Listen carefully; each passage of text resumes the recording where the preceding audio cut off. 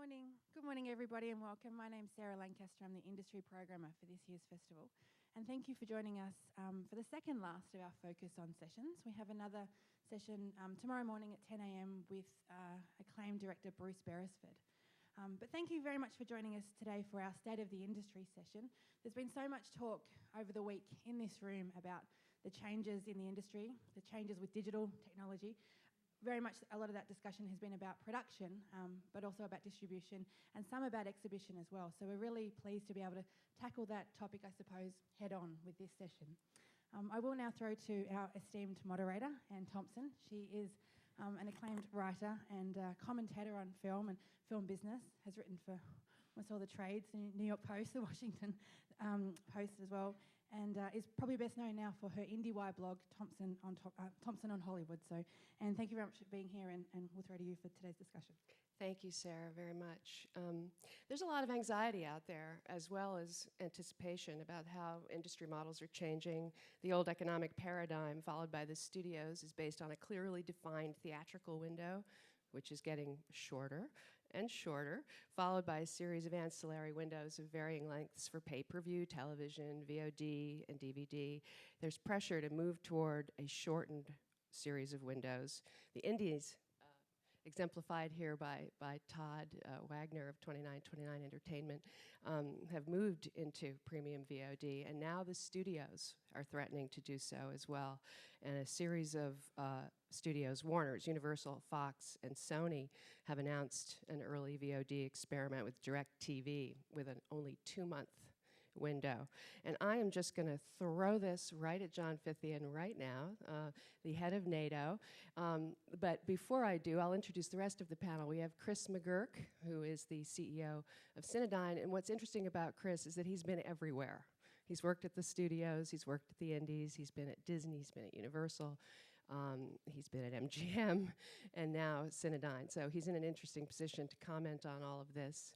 And then we also have with us an exhibition, one familiar here in Canada, Neil Campbell, the COO of Landmark Cinemas Canada. And then we have Jeff Gilmore, who many of you may remember used to be the director of the Sundance Film Festival, who is now the Chief Creative Officer of Tribeca Enterprises. And then again, Todd Wagner right here. So tell me, John, why is this experiment, why has this thrown everybody into such a tizzy? Why are you so upset about this experiment on the part of the studios?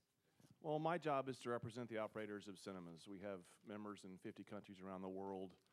Most of the exhibitors, big and small, here in Canada and the US are members of mine. And so, from our perspective, the preservation of the theatrical release window is important to keep the cinema as the premier place to see big movies first.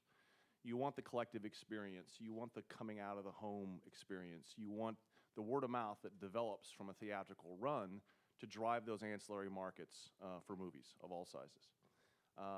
Lately, there has been a major debate. If anybody's read the trades for the last 6 months, you've probably seen it all over the place, between 4 of the major Hollywood studios that Anne described and our exhibitor members about a change in that model. For many years, the release window has been stable, actually. It's been about 4 months between the time a movie hits the cinemas and when it goes to the home, either as VOD or DVD or some other form of release. What the 4 studios attempted to do this past summer was, with DirecTV, to truncate that window substantially and release movies much earlier at a much higher price point. $29.99 was their price point. And the experiment was a failure. It didn't sell very well. They got a lot of pushback from our exhibitor members who did not want those films to be released in that pattern. And so now we're very hopeful that we can act more as partners and talk this through before additional changes in the model are made. And that's the way it should have started in the first place, frankly, and there's some good signs that will happen. Very quickly, what's the impact of the Windows issue on independent film? Because we're at Toronto, obviously, where lots of people are trying to get lots of films made and distributed, and of course the holy grail is to get those independent pictures onto the screens that we represent. The problem with an accelerated release window for independent film is this.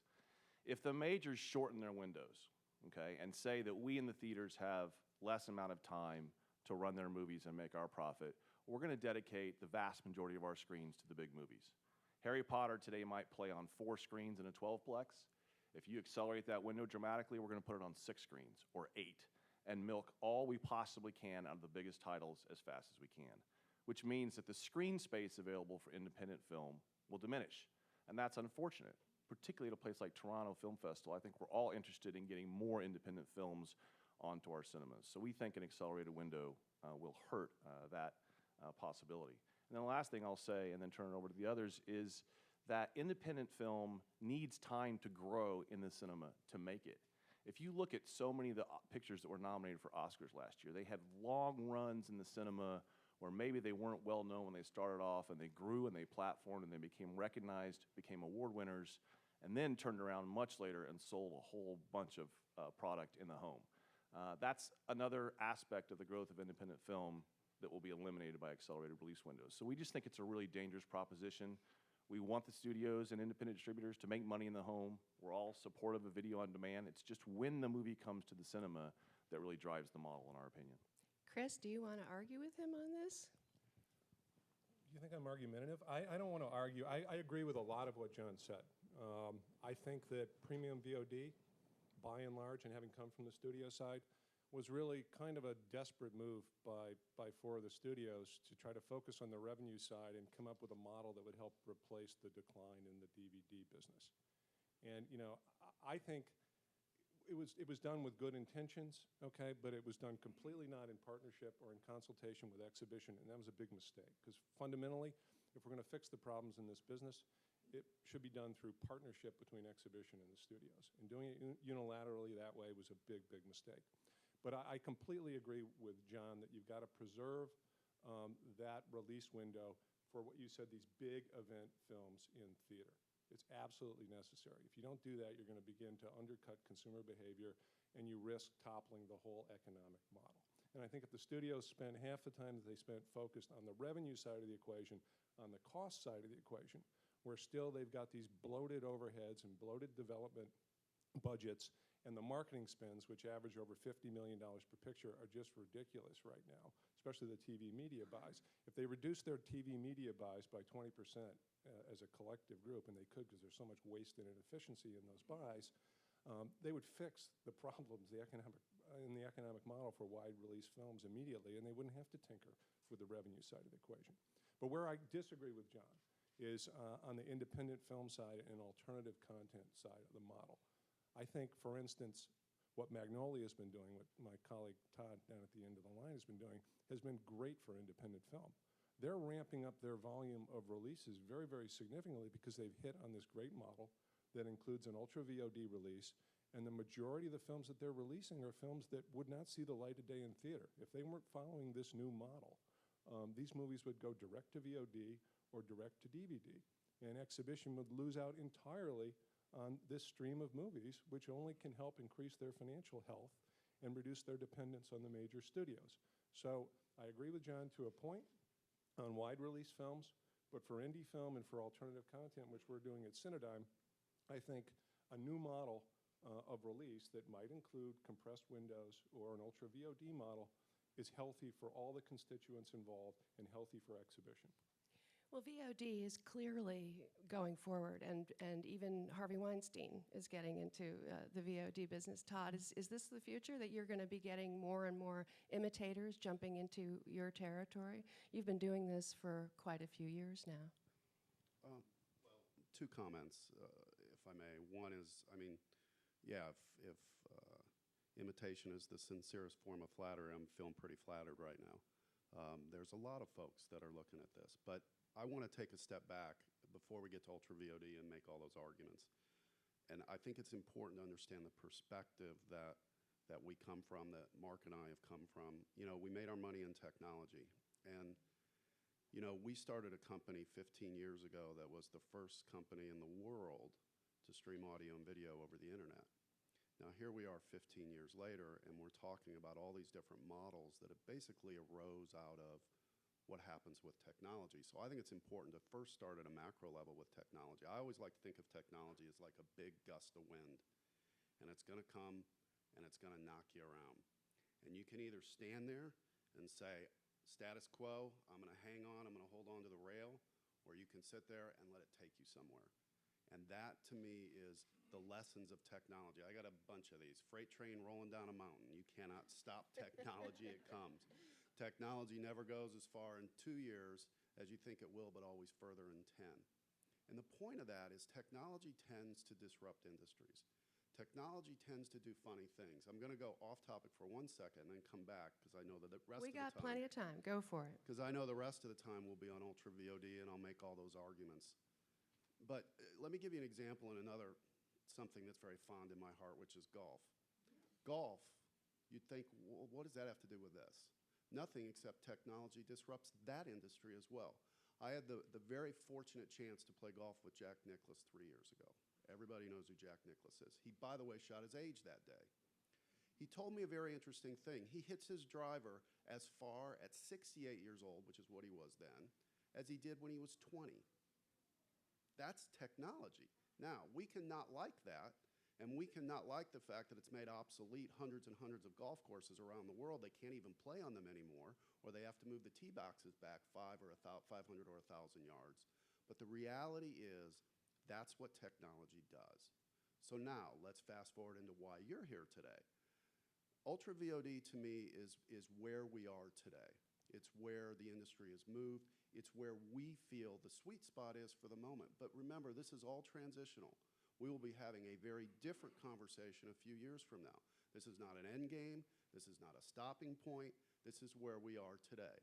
Ultra VOD, to those of you who are not aware, it's a fancy word to just say it's first on the cable systems. Then it's in theaters. Then it goes back to the cable systems, and then some other methodology of how it's released. Why I think it's powerful is it's the first time that you can really give customers an impulse buy opportunity. That is why it's powerful. Even in a small or even a wide release movie, you might have ticket sales, pick your number, 10 million, 20 million, 30 million. How many customers did you reach? Let's do the math together, right? Maybe you reached 1 million people. How many people are in the United States? How many people are in Canada? How many people are in potentially other places? The point is just like when you go to a grocery store and you do an impulse buy because you want to buy the magazine on the rack, that is the crux of what Ultra VOD is. It is an impulse buy opportunity for a customer. It reaches a much larger base of people, literally tens of millions of people on these cable systems, and that's the crux of it. It is not a competition against John. It is not a competition against anything. It is where technology takes you. And that's kind of the beginning of that, and then we'll go from there. Jeff? Let me argue a little bit about what independent film is, okay? We've kind of taken the idea that, okay, the studios are going to be doing these sort of things with this, and then when we start talking about independent film, we end up talking about what I want to categorize, loosely speaking, as mainstream independent film. The kind of work that King's Speech and Black Swan, what the Harveys and the James Seamuses do at Focus, what Magnolia's done. There's a whole nother world of independent film that finds it difficult to even find spaces in theaters, and when they do, finds it difficult to hold those places. The impulse buy issue that Todd's talking about, I don't even know how in some ways to get an audience to respond to an impulse buy for a film they've never heard of, they don't know who the actors are, and they don't even know what it's about. In a way, what we've been in a business is for many years that theatrical visibility determined the marketability and our understanding of what a movie was. Everything was theatrically driven. What Todd's saying now and what we're saying now is that world is changing. It doesn't all have to be theatrically driven now.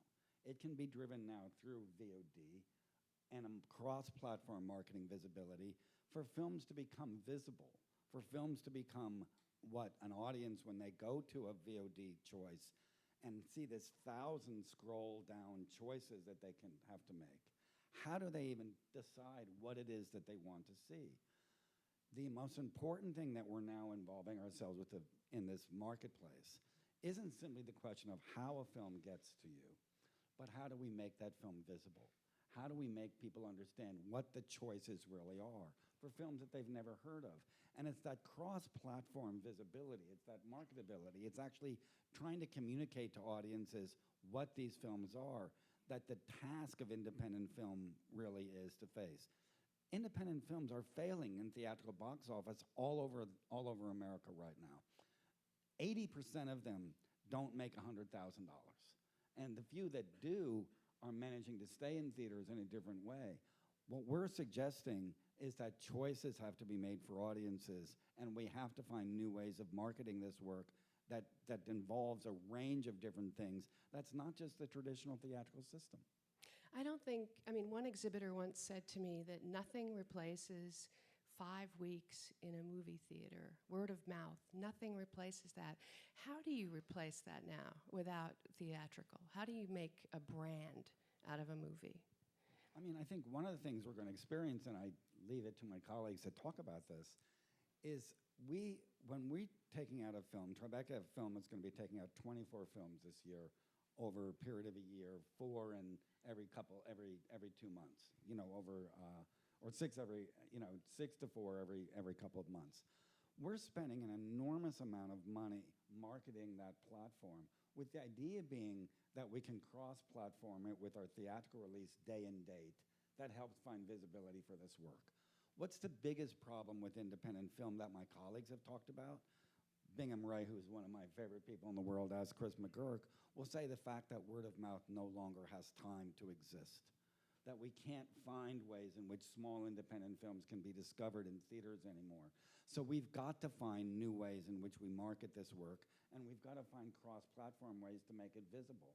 That's the strategy. When we say there's $2 million for Tribeca Film to work with in terms of making films available on VOD, we're just simply trying to communicate with audiences different ways of understanding what this low-profile work is. Not Harry Potter, not even for that matter Black Swan, but for the kind of smaller independent films that represent such a major part of what the independent and film festival world is that otherwise have no possibilities of finding visibility. Yeah, I think Todd has basically solved the issue that you raised with the Magnolia Landmark model. I mean, they have figured out sort of the secret sauce to get these little independent films that can't find the light of day to market, because they've come up with an economic model that's followed technology, as Todd said, that works and includes a theatrical release as a key component, which enhances the value of that product in the remaining ancillary markets. And the reason why he's able to do it is because he's got the ultimate partnership between exhibition and studios, because he owns the studio and owns exhibition. And they've come up with a model because of that, right, where they don't have the friction between the big studios and the big exhibitors, where they've come up with the secret sauce, and it's working. And replicating that model, I think, will be great for the industry. That's something that we're trying to do.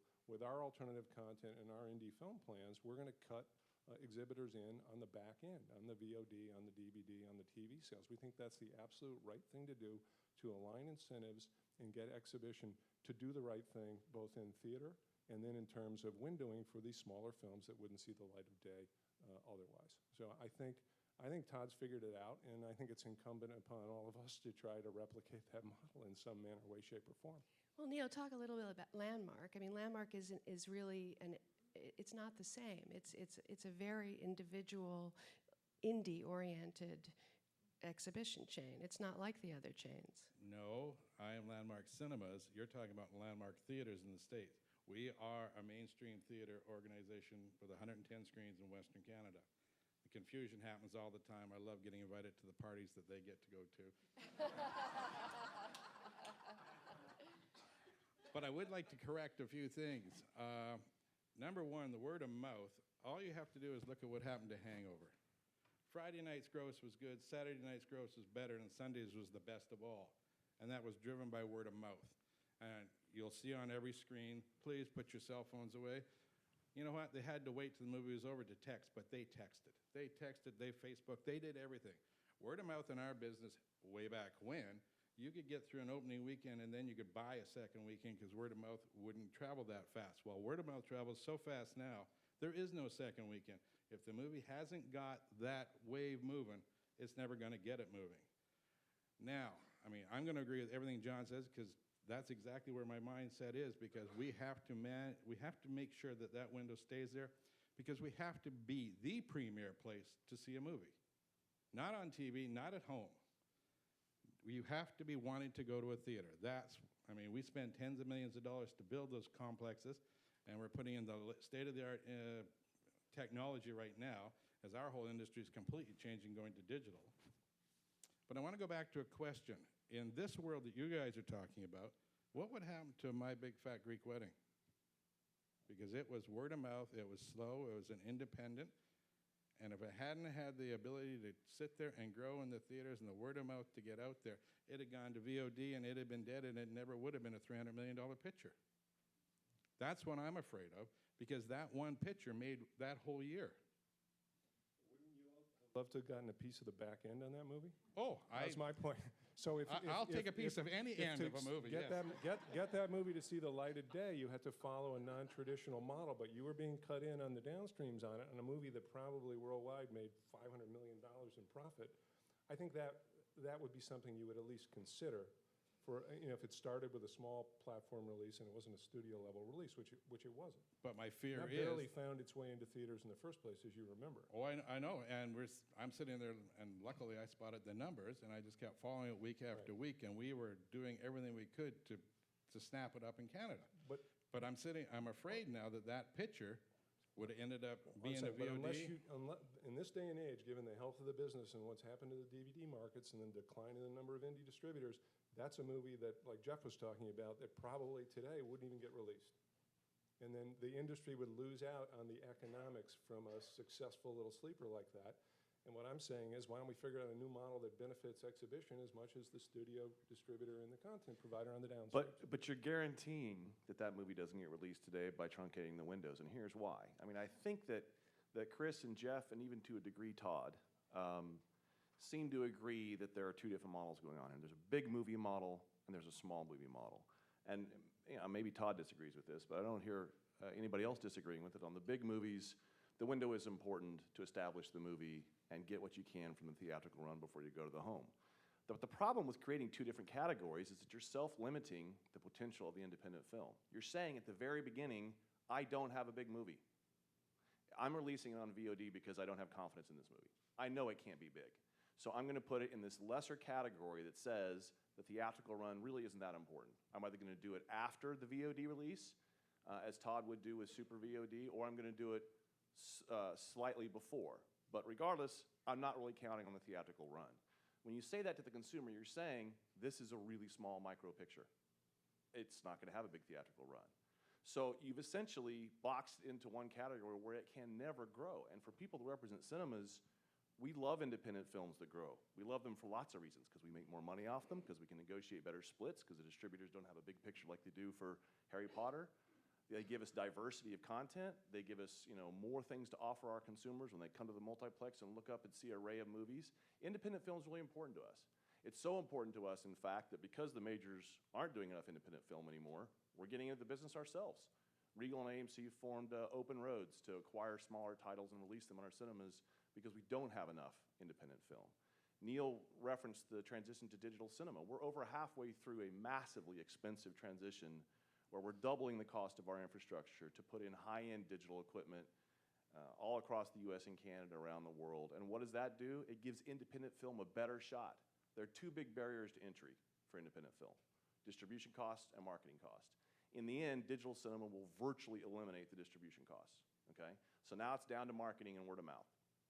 We've been struggling on how to market independent films for years.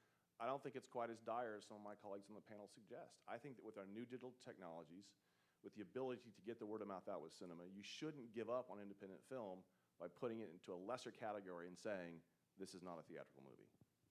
I want to argue this just a little bit, because I think that's the stigma that we're trying to overcome. That's the world that we're trying to deal with. That straight-to-video stigma, that if a film went to video, it was a lesser film or of less interest or unreleasable in theaters, is exactly the issue that we're now confronting. What we're trying to say is that there's a whole new audience out there. And by the way, John, I'm not saying it's not still true. It is still true. The question is whether or not we're now creating different systems for choice for new audiences.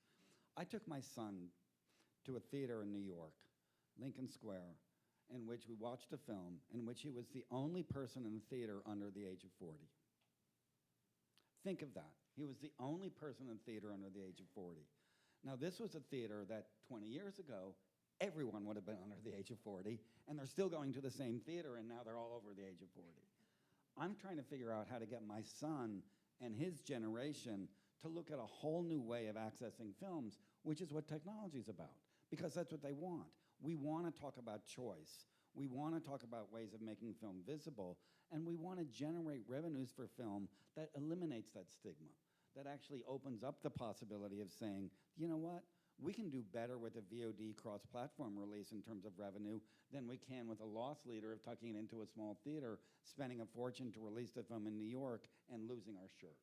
And I can tell you strategies that are happening at this festival right now where people are buying movies that they're going to take out theatrically, they're going to spend a lot of money on the release of that film, and they're going to lose money by the time they finish that theatrical release and hope to recoup it in the ancillaries no matter what they do, which is, again, a traditional strategy.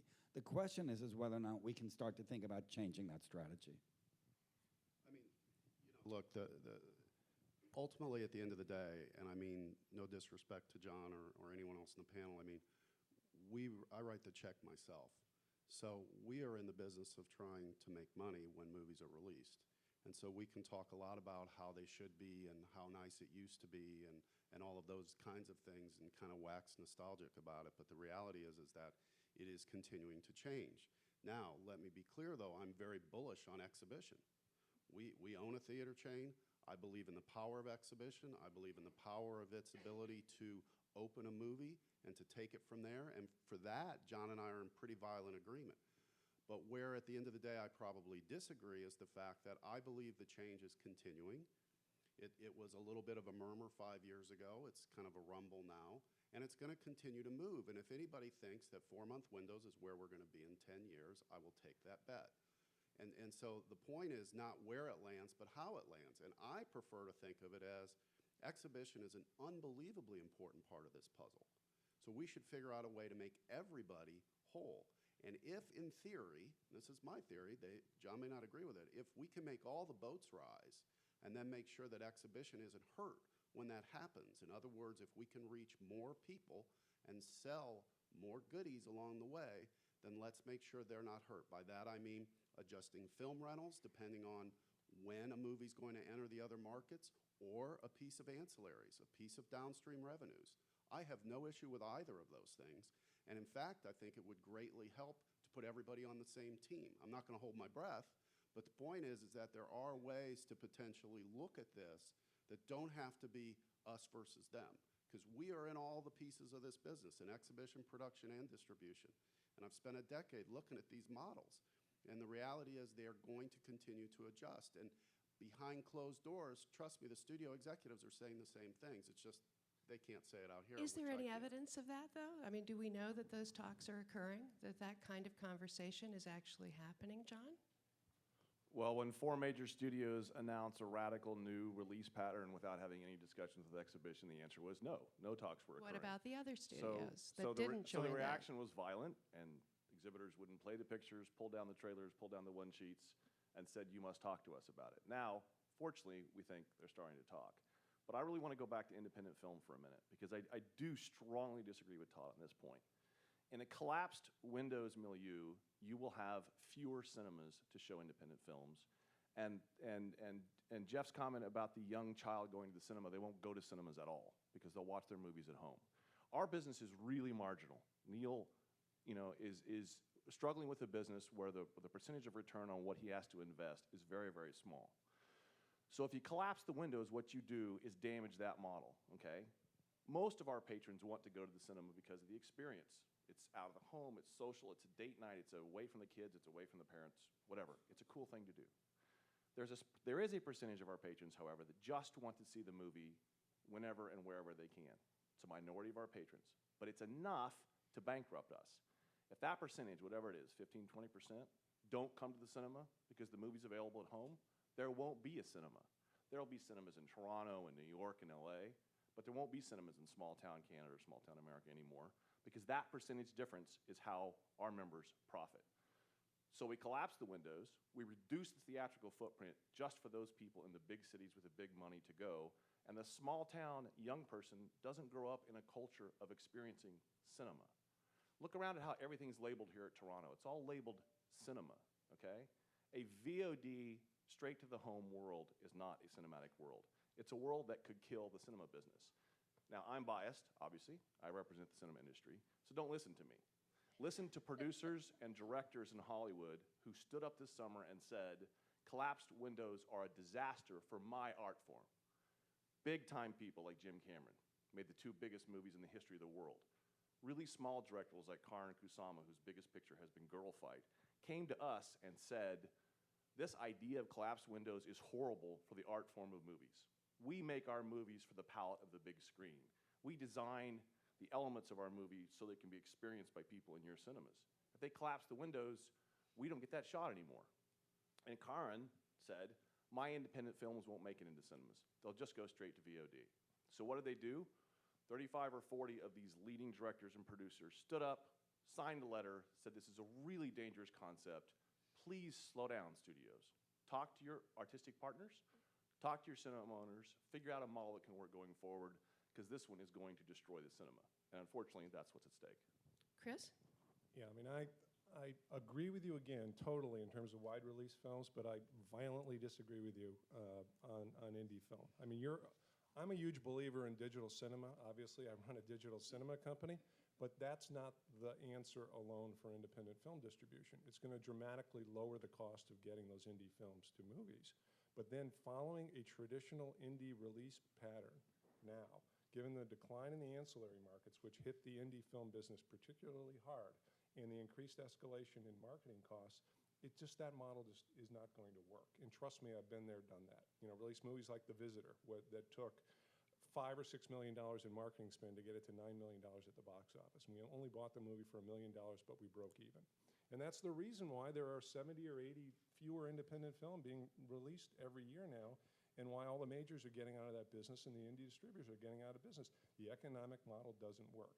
And digital cinema alone is not the answer. The answer is what Todd has been talking about and Jeff's been talking about, really re-looking at the theatrical release in the context of a much smarter economic model and windowing system that makes sense for all parties. The studio distributor, the talent, the producer, and also for the exhibitor. And again, that partnership between exhibition and the distributor, cutting the exhibitor in on the back end, is a solution to the issue that you made before. If there's any decline in the box office, it's going to be more than made up for in exhibitor participation in the ancillaries from these movies, where all the profits are made. That is the solution to the puzzle, and I think you're dreaming if you think that in this day and age, given the worldwide economics of the indie film business, that you can resuscitate that old indie film model just because of the enhancements that digital cinema is bringing to this table. There are other things that have to be done, and we've talked about them here on the panel. But isn't the price point so high that it really isn't threatening theater going? I mean, is there real evidence that the early premium buy is going to hurt movie going? Well, not yet, because the first experiment bombed. And it bombed for a bunch of reasons. It bombed because the price point was too high at $30. I mean, who wants to pay $30 to watch a movie in the home? It bombed because we weren't cooperating, frankly, because it wasn't an effort in partnership to try and find a model that would work for the entire industry. So we don't know yet. We don't have real numbers yet because that experiment was pretty fruitless. I'm hopeful that a lot of what you're hearing discussed today, and I think Todd just made exhibition an offer with talking about terms, and I think Chris just made exhibition an offer by talking about a cut in on the back end. So we're making some progress here. This is good. This is good. We'll see how those models evolve, and all those elements are going to be on the table. We're not saying that there's any fixed window out there that's perfect, but we are saying you can use these new technologies to distribute movies in a way that doesn't damage us. Look at what Lionsgate just announced with Abduction. They're doing premium VOD, but they're doing it at 90 days, and they're pushing their DVD release out to about 120 or 130. So what they're saying is, we'll use the new technology of digital cinema, we'll use the new technology of VOD, and we'll use the technology of traditional DVD, but we'll space them in a way where we're not going to endanger the exhibition space. And a reporter for, I don't remember, Variety or the Hollywood Reporter called me and said, Lionsgate's doing premium VOD. Are you guys going to war again? And I said, wait a minute. Look at how they're respecting the window. It's all about the timing of how you maximize each of these releases. And so, no, we're fine with it. So there are ways to use it. It's not just digital cinema, Chris. It's all the different ways we can use to maximize these models without killing the cinema business. And that's my bottom line, because it's my job. Don't kill the cinema business. Do you know? It's my living, so I have absolutely agreeing with you. It's that window. We have to maintain the window because we have to maintain our premium position in the release pattern. I mean, as you said, no producer has said, I'm going to make a movie for a BlackBerry, or excuse me, an iPhone. They don't. They make it for a theatrical release. And I'm wondering, are we really talking about, when you're saying independent movies, are these the independent movies that were just straight to video that never were going to a theater? Is that what the whole debate is about? Actually, a lot of the independent films that used to be able to get into theaters can't even get into theaters now. And in fact, if you ask some of the companies that used to buy smaller independent films and would be satisfied with a marginal profit, they're not in that business anymore because it's too expensive to release them. I mean, Searchlight once told me that if they had to buy once now, they would have said no. You know, it didn't maximize. They didn't make enough money on Once to really justify what they were doing. Once is not a tiny movie. It's a film that actually did pretty well. And yet from the strategy of major independents, they're in a different business. I think the essence of this debate, and it's the one, I don't want to give the answer because I think there's several answers to this, is the question as to whether or not what Todd said, hey, we could develop a system in which all boats rise, or we develop a system in which one is cannibalizing the other. And the question of whether or not one cannibalizes the other is the question of looking at different systems and different films. And he's got a lot of experience with this. He's probably the only guy with experience with this, of whether or not releasing films on multiple platforms at the same time cannibalize or can succeed. And I think those are the kinds of questions that we're going to be debating over the next decade as to whether or not we're in a system where that cross-platform actually is an advantage or an undercut. And Todd, you guys have done it. What I see is big tentpole expensive studio movies with one model, and your experiment apparently failed, but your model is more tiny budget movies that you spend very little for and therefore can really make a profit with. And by the way, the other thing is we all want to know what those numbers actually are. This is an ongoing issue. Yeah, well, let me do a Transparency couple of things. does not exist in this world. Well, there's going to be an article that's going to go through some of that that's going to be released pretty soon.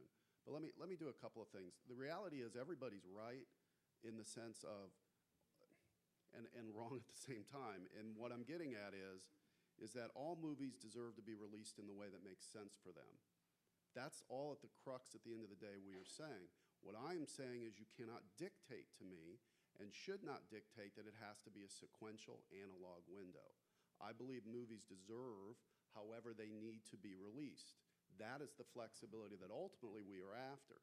Now, I've always made this statement, although controversial it may be, that if I were running a studio, remember all the studios are owned by huge behemoths that have 30, 40, $50 billion market caps and up. If I were running them, I'd just go buy Regal or AMC, which has a $2 billion market cap in Regal's case, and be done with it.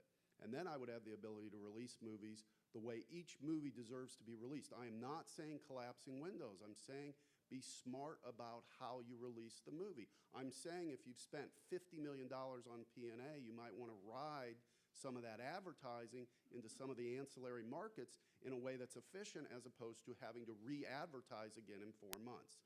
That's all I've ever advocated is how could we be smarter about it. And again, now I think people are hearing the message a little more clearly than 5 years ago when we did it with Soderbergh, is how do we make sure everybody is okay in this? Because that was a message I was also saying then about exhibition. It was never to be at the expense of it. And now let me also say, in response to John's point, there's also plenty of directors, Steven Soderbergh included, who have also very publicly said, I'm not so precious about how my movie gets seen. I just want it to be seen.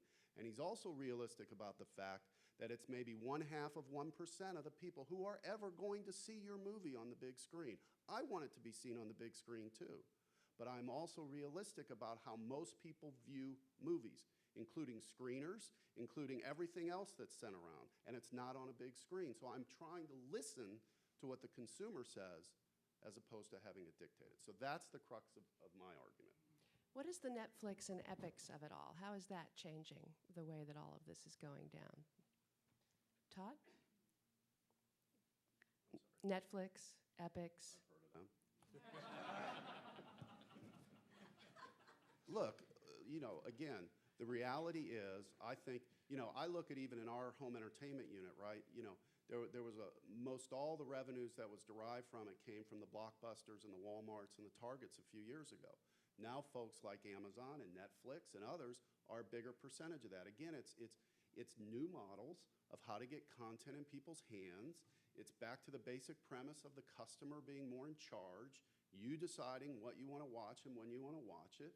I think it fits perfectly into, from my perspective, what goes on. Now, as people who are licensing the movies to them, right, they want to be careful that it doesn't cannibalize their other revenue streams. I get that. It has to be done in a way that they are not hurting their other businesses, but yet making sure that the content's out there. This may come as a big surprise, but I disagree with Todd. Netflix and Redbox and rentals and subscription services are a disaster for the movie industry.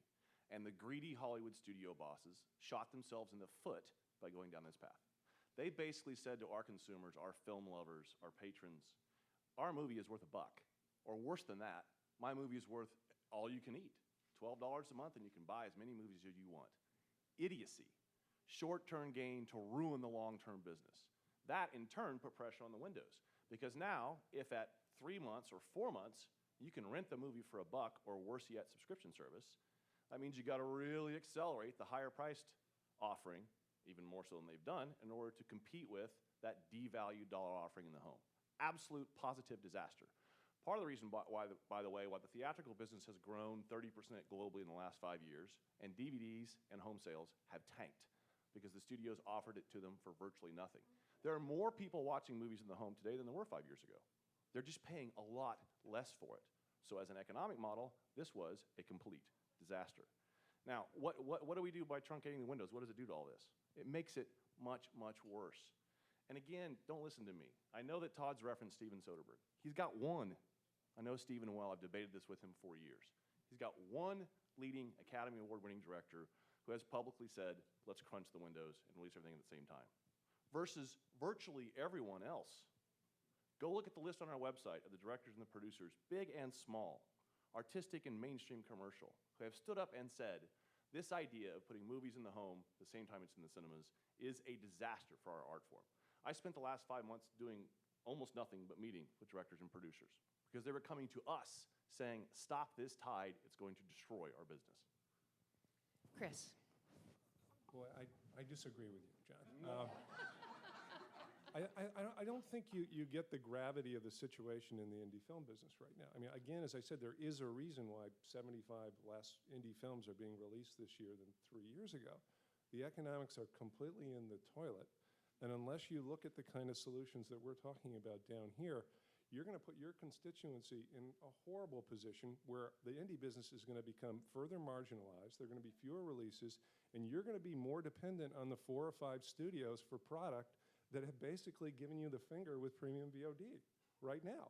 You're putting yourself in a horrible place. So I really do think that you need to step back and you need to really look at releases and set them in different categories and hold them to different standards and be willing to look at different models. Yes, there's a wide release model, but there's also an alternative content model, and there's a micro-release indie film model like Magnolia is doing. And you've got to get with the program and look at it seriously, or you're going to put yourself in a world of hurt. My favorite quote, and I think it says it all, but you guys decide. There was a quote, the VHS will do to the movie industry what Jack the Ripper did to women. Jack Valenti, when the VHS first came out. The point being, we always assume these technologies are going to kill an industry. They do not always play out that way. And I used to talk to Jack about it when he was still alive. I sat on the board of the AFI with him. And he actually, believe it or not, agreed with a lot of what we were doing, but for a different reason than we've even talked about here, and that was piracy. So I'll leave it at that. All right, Yes, Piracy. why? One quick on Piracy, man. Yes, I talked to Jack Valenti too. God rest his soul. Love that man. Okay, and he was completely wrong about VHS. VHS, DVD, VOD, any possible new technology to get movies out there is a good thing from our perspective, because the research shows that the more people watch movies at home, the more they come to the cinema. Movie lovers are movie lovers everywhere, okay? So bring on all the new technologies. They are fabulous. just do it in a release pattern that doesn't kill the cinema industry and allows it to drive the rest of the ancillary markets. All right. I'm going to open it up for questions now. I know there are many up here in the front row, right here. I'm pointing at you. Where are the microphones? There we go. I can just feel the questions. My name is Laurie Bernier. I made a very small film quite a few years ago now, and it showed at TIFF.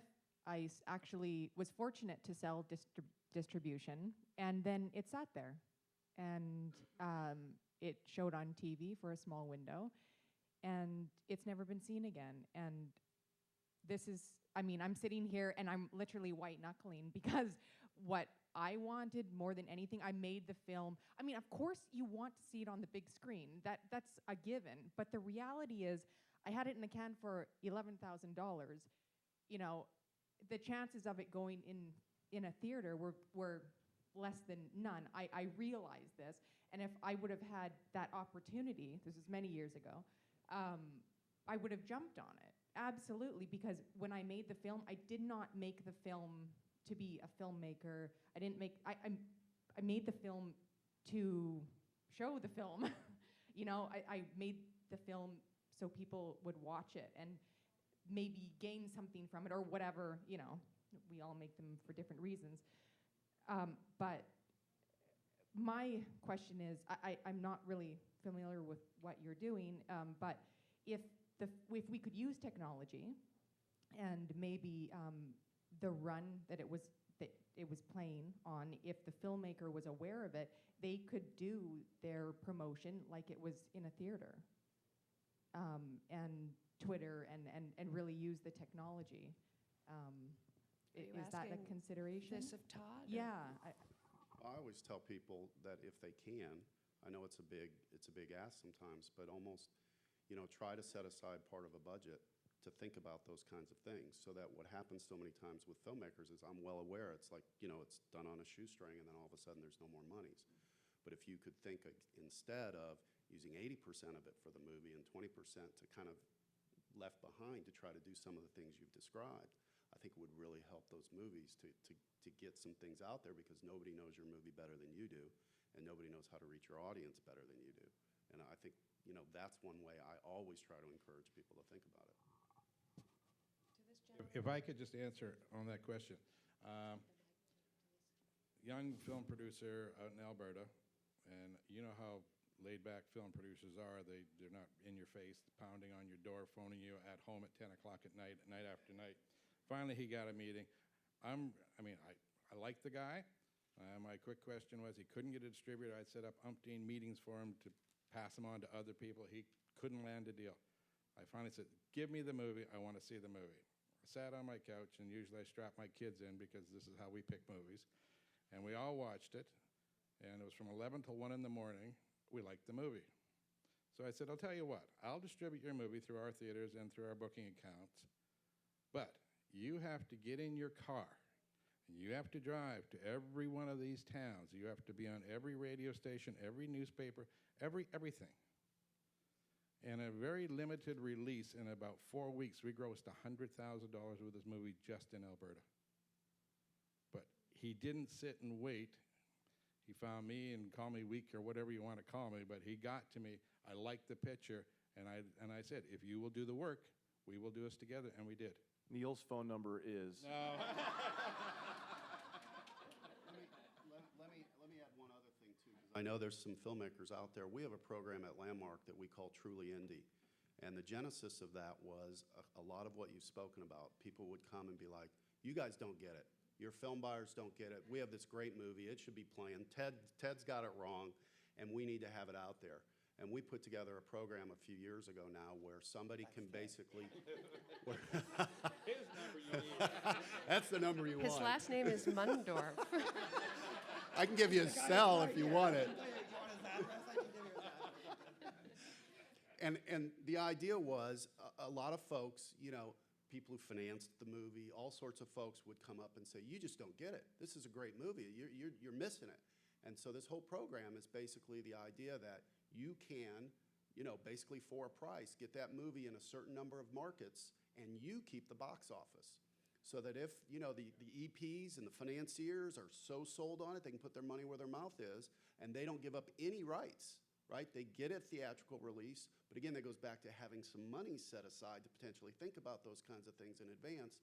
And then we actually have cases where they ended up getting a more traditional theatrical release after that, where some of our sister companies came in and even buyed rights. So it does happen, but that's something. There are a lot of models of self-distribution now that didn't exist a few years ago. A lot of companies are getting into that market because there's a demand for it now. Yeah, and as long as we're doing advertisements, I'll do it for Cinedigm. We have a program called Indie Direct, which we announced a couple of weeks ago, that does essentially exactly what Todd just described, except you get a bigger platform than just Landmark, okay? So remember us too, as filmmakers. Landmark. We do it with other theaters as well, but again, thank you for copying us, Chris. The man with the I'm mic, just go another ahead. version of the Weinsteins, right? Please. Hello? My name's Ted East, and I run a trade association for Canadian distributors. And one of the biggest challenges that faces us is piracy, and we just sort of skimmed over at the end. I personally believe it's a much bigger problem than a lot of people in this industry do. And you're talking about devaluing a film for a buck. Well, for a scary percentage of the audience, films are free. And so that has to be factored in. So I guess to the panel, generally, where do you think piracy is going? And how much of your business model is sort of based around the existence of piracy and the fact that you've got to get a lot of this audience back, including, I think, a lot of the younger audience who probably aren't buying DVDs and not going to cinemas as much as they should. May I? I'm glad you asked that question because I started to respond to your piracy point and forgot totally about it. Must be jet lag. Piracy is a big, huge problem for all of us in this industry. Okay, theatrically, piracy costs us about $6 billion US a year. In the United States, it's between 600 and 700 million a year. That's just in cinema ticket sales. That doesn't count the lost ancillaries to the home. So movie thieves are a really big problem for us. To relate that to this issue, though, we believe that collapsing the windows makes piracy worse, not better. The argument's been made by some in the studios, and Todd alluded to this, I think, that if you release the home version of the movie at the same time as theatrical, you can kind of beat the pirates. Okay, you can never beat the pirates because you cannot compete with free. They will have it within 24 hours of it hitting our screens or hitting the home, okay? How does piracy happen today? It happens in two waves. First, when a movie comes out on cinemas, it is camcorded. Despite the fact that we train our employees to fight this stuff and catch them, and we put a lot of them in jail, all we've essentially done is move the average of when they get it from about 2 days to 4. So literally within 4 days of movies hitting the cinemas, it's available for illegal download. It's available on the streets and black market DVDs. It's out there, okay? The second wave of piracy today occurs when the home release happens. Why? Because the digital version of the movie is much better than that camcorded movie out of our cinemas. So we've tracked this with watermarks with actual data and know there's one wave of piracy for the theatrical release, and then that dies down with the marketing campaign. There's a second wave when the digital release comes to the home about 4 months later. So by accelerating that second release, by moving the home release up to the cinema release, all you're doing is handing the pirates a pristine digital copy of the movie to begin with, instead of making them wait for it. So collapsed windows makes piracy worse, not better. And again, don't believe me, believe Frederick Huntsbury, who's the Chief Operating Officer of Paramount Studios. This is the principal reason why Paramount opposes accelerated releases, because they're worried about piracy getting worse.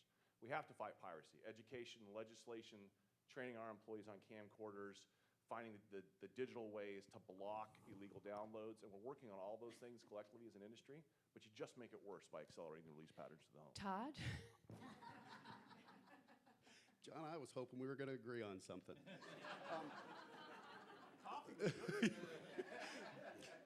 Look, nobody likes piracy, but we had a saying. It used to be, if you have more time than money, that's when people take stuff.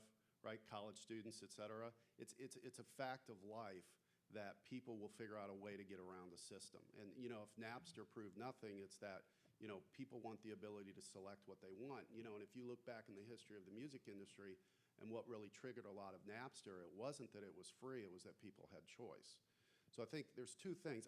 Obviously, I'm not going to ever argue piracy is a horrible thing, but we should also consider of how we can get product to people in a way so that they feel like they can acquire it in the way they want to acquire it at a price they feel like paying, and then that may stem some of the issue. But absolutely, there will always be some that steal. Microsoft has dealt with this for 20 years, right? You don't think those DVDs get passed around on operating systems?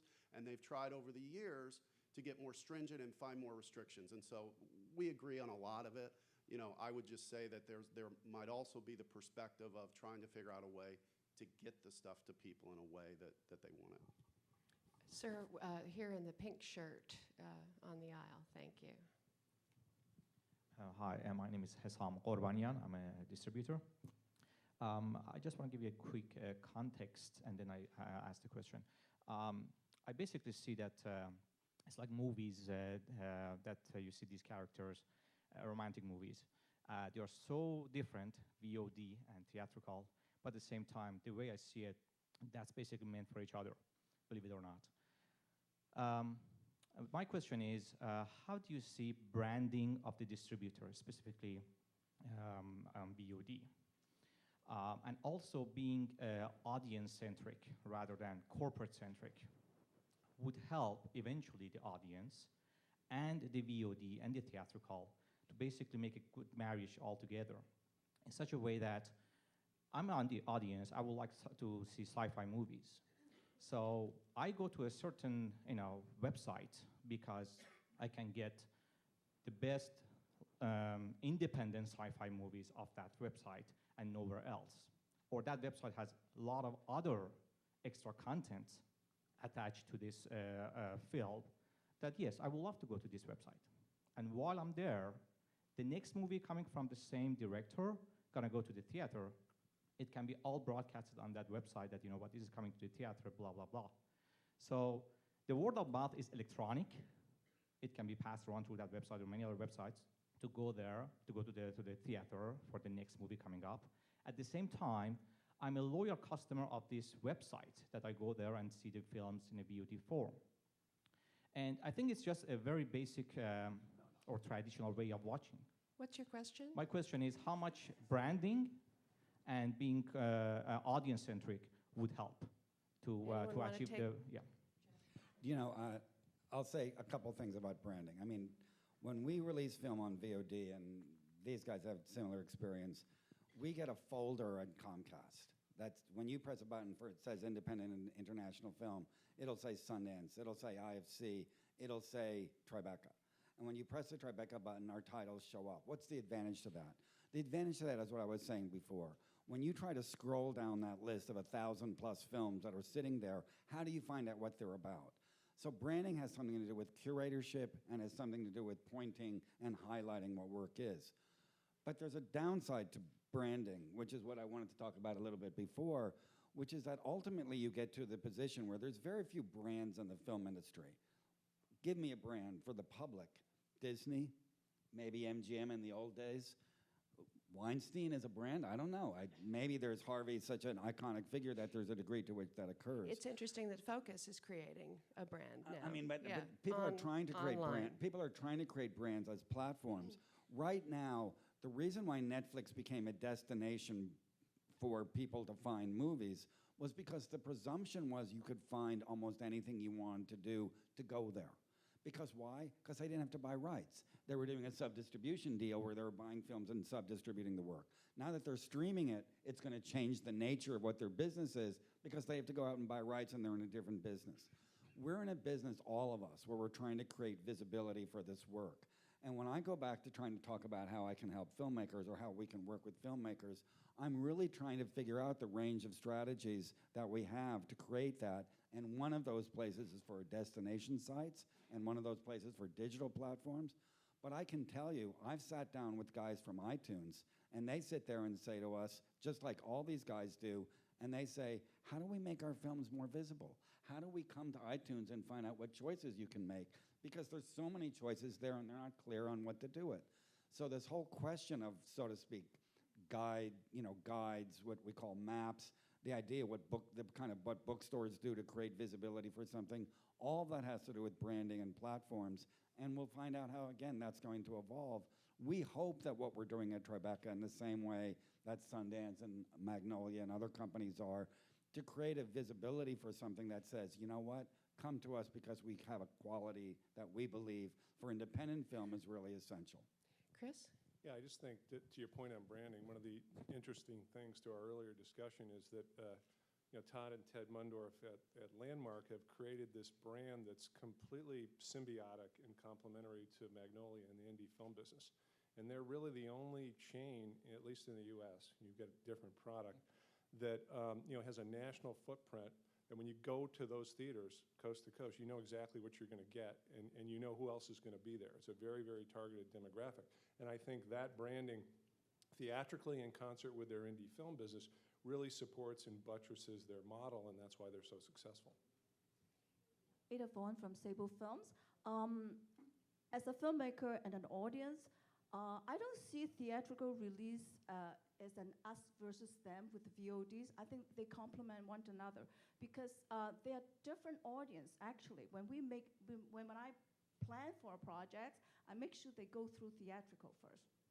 That can draw audience. They have different kind of audience. They want that experience. They want to be there. They want to be in the dark room and share that experience with the rest of the audience. And that build up word of mouth. And then it takes to the VODs. And if they have it at the same time, it's a different kind of audience. I don't see a threat there at all. I could be naive, but I think it will help the VODs. And you should be the producer of some of the VOD thing and work together. I think it's great. But the theatrical release itself has to be more aggressive, has to be more interactive, and the internet helps to build that audience to bring them to the theater. But I don't see a lot of filmmakers have been working that strategy into their planning. Am I correct, or am I just too naive? Do you think that there needs to be more outreach to filmmakers to make them better at this kind of interactive marketing? Probably yes. Anyone? All right. I'll address the first part of what you said. All right. These guys deal with filmmakers a lot more than I do, so they can answer the second half of your point.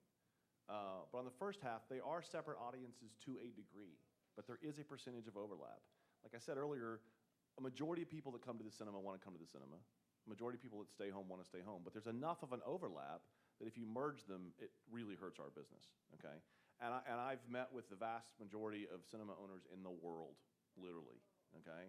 And it's not just me saying this or Neil saying this. I can tell you hundreds and hundreds and hundreds of companies that have studied their models who aren't vertically integrated like Landmark in the US is and owned by a distribution company, but they're in the business of making the cinema industry work. And to a person, they agree that this idea of collapsed windows is horrible for their business. And that's why the vast majority of them won't play pictures in this release. If you want to get more than a couple hundred screens in North America, you can't follow this model because most of the exhibitors have said, for the future of our business, to keep cinema what it is, a growing business for our patrons, we have to have an exclusive run to make it work. The filmmaker part, I'll let somebody else address. No, just I mean, I've probably released 300 or 400 films in the last 20 years at big studios and independents. It's always best when you have a filmmaker and you have talent that are willing to get involved in the marketing and distribution of a movie in every market of release and don't just have this theatrical bias. And really understand sort of the ecosystem through which their movie is going to flow, right? And partner basically with the studio and the marketing department to design campaigns that work in all media. Always better, and it's rare. I felt compelled one more time to just kind of at least make the counter to, because John keeps saying it again and again, so I feel compelled to try one more time to say it again and again. And I'm not trying to be cute here, is that there are studies out there that basically 50% of the moviegoers, meaning the avid moviegoer, comprises maybe approximately 80% of the revenues in exhibition. And so I think John alluded to earlier that I think he probably agrees with that. 15 to 20% of the ones are, quote, at risk. And if you do some of these shortening or collapsing or compressing or whatever word you want to use, say even 50% of those people are at risk. So we're talking about a 10% kind of delta here. And that's why I've always suggested as part of that, you adjust film rentals or potentially look at downstream ancillaries. Again, the point being, we do not want to cannibalize or hurt exhibition. All right, last question, lady in gray. That's you. Oh, me. So just a quick point of context and then a question for John. My Big Fat Greek Wedding was released in 2002. That's the 10-year cycle that Todd alluded to. There's so much innovation in the industry that is happening outside of all of the discussion that all of you very smart people have had here today. We haven't discussed social media. We haven't discussed what YouTube is doing. We hadn't touched on audience aggregation, algorithms, and all of those things that are happening. And there's a ton of innovation, and the trades and the window collapsing and all of that is talking about people that are experimenting, be it DirecTV, which I don't think you can call a failure, and I can give you 85 reasons why, but I won't bore everybody. And there's a ton of innovation, but I don't see any of it happening in the theater side. The theater chains are 16% occupied on a yearly basis, and they're relatively empty Monday through Thursday. And the independent world and the tentpole world needs both the exhibition and the downstream. So for John, why aren't we seeing a hair of innovation from the theaters? Why aren't we seeing social media, algorithms, audience capture, more with loyalty programs, and ways for you to bring and ensure that you're bringing people who love all kinds of movies into the theaters, and trying to sort of stem the tide rather than by insisting on a 90-day window and just sort of expecting everyone to agree with you eventually? Why aren't we seeing some ideas coming to the table from the theater side? Wow. We haven't been innovators in the cinema business. That one hurts to the core. We're spending several $1 billion right now, making the biggest transition in technology in the history of our industry to switch from film to digital. It's not done. Actually, it's coming out of our... Hold on. I waited until you were done, so maybe you could return the favor. So now that we are putting in this technology, we are using it and beginning to use it in embryonic ways, but in all the ways that you've suggested. I met 2 weeks ago with a company that wants to let audiences decide and to create a booking program designed specifically around social media and let people decide that day which movie they want us to show in this auditorium, okay? We're working with our marketers to develop frequent attendee programs and patron reward programs, and Neil can talk about this too. We have tons of programs like that. At our convention in Las Vegas in March, we had panel after panel about social media, interactive buys, all that stuff. So the first step was to get the technology in there that can let us do that, because you can't make a decision on the fly to change out a film print. I don't know how many of you have been in a cinema before, but it's really hard to build up a platter and make a film and thread the projector and get it ready. In digital cinema, we can do all that quick, nimble, interactive stuff that you're talking about. So we had to get the technology there first, which we're over halfway through but not done yet. And then we could do all these things that you're talking about, and that's why the digital revolution is really important to us. That was a great advertisement for my company. So I won't say, except, no, the digital platform domestically is now about 60% built out, and we'll be 90% of the way there by the end of 2012, and be able to do all the things that John's talking about, because once you go digital, really you're able to put software to bear in your business so you can do all the kind of analytics and things that you've talked about. And so that day is coming, and trust me, they get it. They get it. Neil? My question, are you a Canadian or American? No, but where do you live? Okay, because I'm only going to talk about Canada, and I'm going to talk about the chains in Canada. And Jason's here from Cineplex. And Cineplex, I have to take my hat off to them, have done the most outstanding job. What is your membership in Scene right now? My understanding it's the biggest loyalty card in Canada. 2.5 million Canadians have a Scene card to go to their theater chain. Other companies have them, but theirs is by far the leader. And all the things you talked about are already happening in Canada. And as John said, it was the technology that allows us now to go do those things. Vista, the POS system that we're all using, allows us to do, we're limited by our imagination now. In the old days, it was paper. And trust me, I grew up during those paper days. They ended for us, well, we're halfway there. We still have paper. We have paper coupons for this, that. And you're saying the theaters are empty Monday through Thursday. Well, we have Tuesday programs. We have a location that on a normal day would maybe hit 1,000 people. On a Tuesday, it's 4,500 people show up. So it's up to us to make sure we market what we have to sell. We don't make the movies, but we're in charge of everything else that happens in your visit there. And we want to make sure that everything we can do gives you the most pleasurable experience, and we want to become your home theater. That's the theater. When you think I'm going to go to a movie, that's the first place you drive to. And it's up to us to be the best retailers we can be to make sure we capture you every time. We're going to end on Canada. Thank you, sir. Thank you, gentlemen. You guys were great.